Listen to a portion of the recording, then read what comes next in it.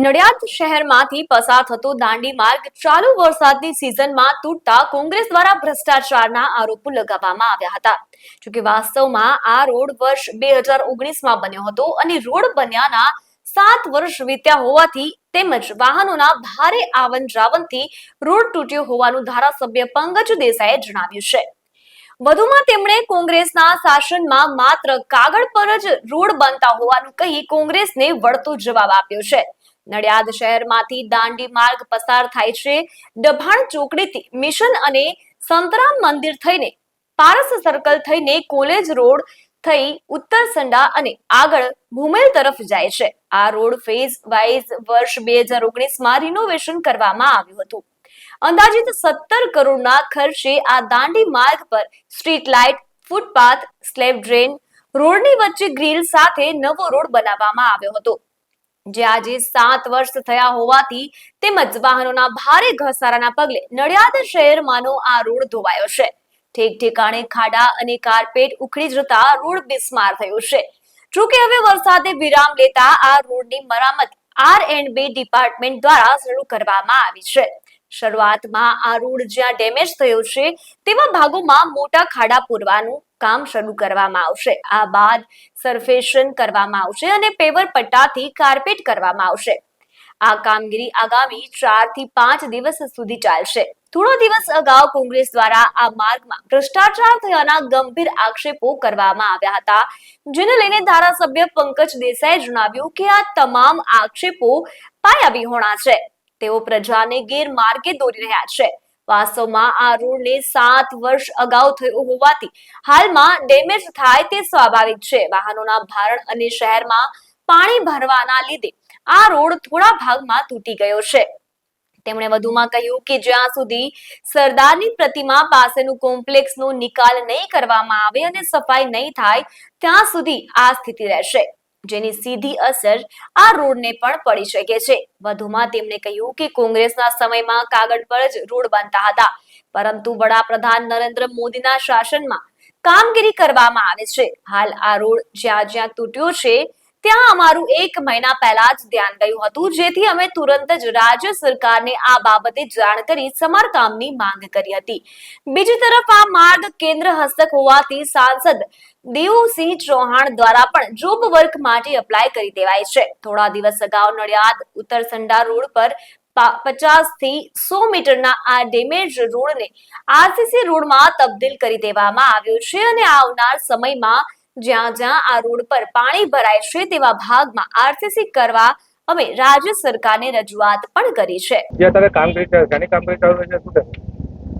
આજે જે નડિયાદની અંદરથી પસાર થતો દાંડી માર્ગ, આ દાંડી માર્ગ ઉપર જે ખાડા પડ્યા છે અને અમુક જગ્યાએ રોડનું ધોવાણ થયું. આખો રોડ ધોવાયો નથી, પણ અમુક જગ્યાએ રોડની સરફેસ નીકળી ગઈ. તો એવી જગ્યાએ આ રોડનું સમારકામ કરવાનું શરૂ થયું છે. દાંડીમાં સ્ટાફની અછત છે. સ્ટાફની અછતના કારણે આપણે આ કામ અત્યારે R&B પાસે કરાવીએ છીએ. તમે જોયું હશે કે જે મોટા ખાડા છે એ અત્યારે એ ડામરનો છંટકાવ કરી ઉપર ગ્રીટ નાખી અને એની ઉપર માલ નાખી અને એ પૂરી રહ્યા છે.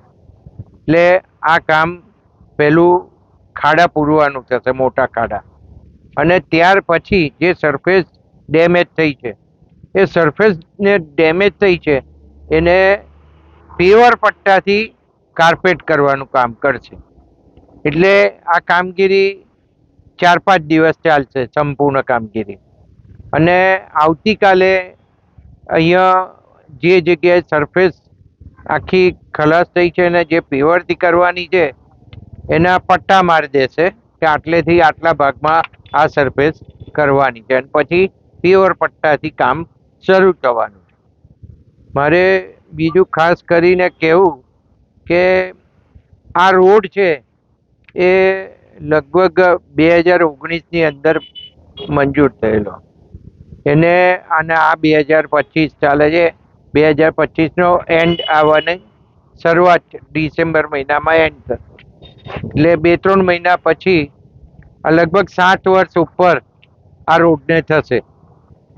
7 વર્ષ પહેલા આ રોડ મંજૂર થયેલો અને આ રોડ મારે એટલા માટે કહેવું પડે છે કે અમુક લોકો એમના ગપ્પા મારવા, જોરથી બોલવું, જુઠ્ઠું બોલવું, ફેંકવાનું કામ કરવાનું, પ્રજાને ભ્રમિત કરવાનું કામ કરવાનું.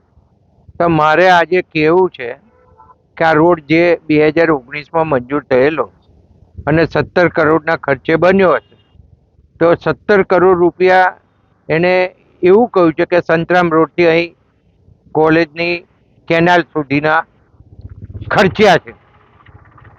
તો પહેલામાં પહેલી તો વાત એ છે કે આ જુઠ્ઠું બોલવાનું બંધ કરે. આ દભાણથી શરૂ કરી સંતરામ રોડ થઈ અને કેનાલ સુધીના રસ્તાનું કામ કરવામાં આવ્યું છે.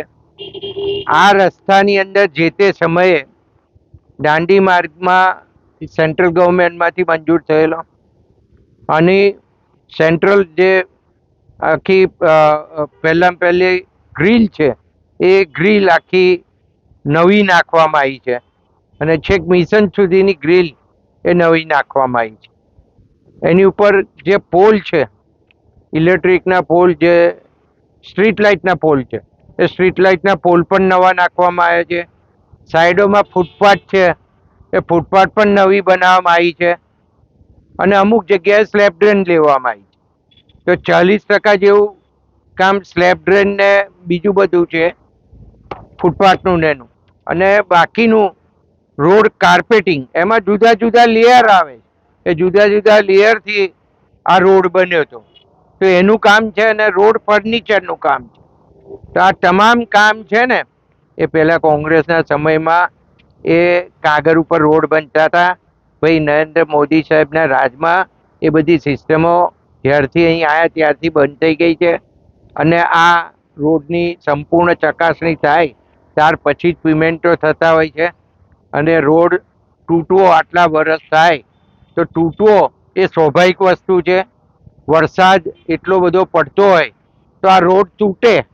અને જ્યારે આટલા બધા વર્ષ થયા હોય, 5 વર્ષની ગેરંટી છે, 5 વર્ષની અંદર આ રોડ ઉપર કંઈક જો તૂટ્યો અને સરફેસ કામ કરવાનું થયું હોય તો એ જે તે કોન્ટ્રાક્ટર પાસે કરાયું જ છે. એટલે એ સરકારે પૈસા નથી ખર્ચ્યા. પણ હવે જ્યારે એની ટર્મ્સ અને લિમિટ પતી ગઈ હોય ત્યારે સરકાર દ્વારા કામ કરાવવું પડે અને આપણે એટલે આજે આરએનબી મારફતે આ કામ કરાવી રહ્યા છે. બીજું મને કહેતા આનંદ થાય છે કે ભાઈ આ રોડ છે એ મારે કંઈ કાગળો બતાવવાની જરૂર નહીં, પણ છતાંય મેં પબ્લિશ કર્યો છે કાગળ. અને હંમેશા હું જ્યારે કામ મંજૂર થાય ત્યાર પછી જ કંઈક પોસ્ટ મૂકતો હોઉં છું. પણ આ વખતે મેં મુખ્યમંત્રીશ્રીને જે 1 મહિના પહેલાં કાગળ લખ્યો છે એ પણ મેં બતાવ્યો છે. અને દેવસિંહભાઈ જે અહીંના મેમ્બર ઓફ પાર્લામેન્ટ છે એમણે પણ આ જોબ નંબર માટે પ્રયત્નો શરૂ કરી દીધા છે. અને આ જોબ નંબર ક્યારે મળે, પહેલાં તો ટેકનિકલ બાબતો જાણવી જોઈએ કે 5 વર્ષ પૂરા થાય, એની ટાઈમ લિમિટ પતે ત્યાર પછી જોબ નંબર મળે અને ત્યાર પછી નવું રીકાર્પેટિંગ થાય. તો હવે એના માટે એપ્લાય એમને કરી દીધું છે અને દેવસિંહે ખાતરી આપી છે કે હું આ જોબ નંબર લઈ આવીશ અને એ તો લઈ આવશે જ. અમારી સરકાર છે, અમારે કામ કરવાનું, પણ પ્રજાને મુશ્કેલી ના પડે એ જોવાની ફરજ અમારે. બીજું, જ્યારે ને ત્યારે ખાડા બતાવીને પોસ્ટો તો મૂકે છે અને અધિકારીઓને જઈને ધમકાવાના, આ તો બિલકુલ ગેરવાજબી વાત છે. કારણ કે આ બધી અધિકારીઓ હોય, એન્જિનિયર હોય, તો તમે પૂછો એમને એન્જિનિયરને કે ટેકનિકલ બાબત હોય છે અને હું ચાલુ ચોમાસામાં ચાલુ વરસાદે આ કામ કરી શકવાના નથી. બીજું, આ રોડ ઉપર ભેજ હોય ને, ભેજ, તોય માલ છે ને ચોટે નહીં. અને ચોટે ને તો એ હેવી ટ્રકો અને હેવી વાહનો જતા હોય એટલે એ નીકળી જ જાય માલ અને તૂટી જાય. આવું બને. એટલે એ આઈને એમ એવું સમજાવે તો એનો વિષય નથી ભાઈ, આ એન્જિનિયરનો વિષય છે.